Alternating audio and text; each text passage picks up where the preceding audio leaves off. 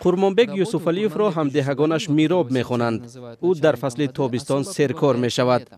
در فصل گرما هم آب دریا سرد است و او میباید به مردم آب را تقسیم کند. گاه دهقانان تراکتور کرا میکنند ولی آبیاری اکثرا از قرمانبک وابسته است.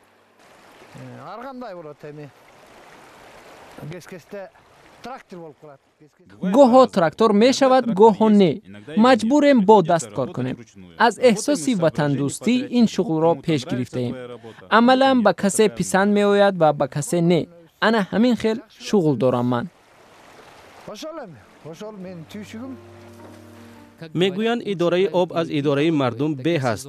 همینطور در موسم آبیاری میراب محترم می شود. سین قرمانبک به قریبی به 50 می رسد. حالا آب را عادلانه تقسیم می کند. مگر دهقانان می دانند که با کدام زحمت زمین های آنها آبیاری می شوند؟ در موسم آبدهی قرمانبک را در خانه و یا کوچه دیدن محال است. زینب بیبی همسرش میگوید قرمانبک تا کارش را انجام ندهد به خانه نمی آید.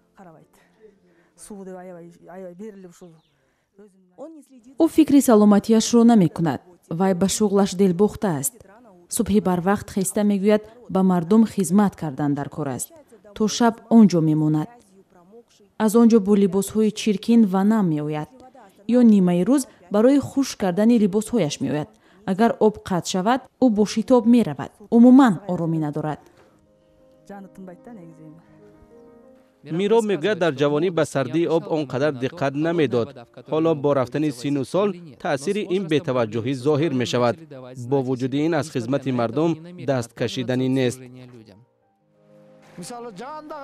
مثلا زیر باران میمونی، اسب میگریزد. چند مرتبه مجبور شدم 14 کیلومتر پیاده گردم چون که اسبم گریخت. زیر باران تر شدم. کسی این را میفهمد عرضی سپاس میکند. کسی درک نمیکند بد میگوید. هستند آنانی که میگویند آب را میفروشم. این گونه آدم ها هستند. پیش از این میراب نبود. بعداً زایربای کار کرد.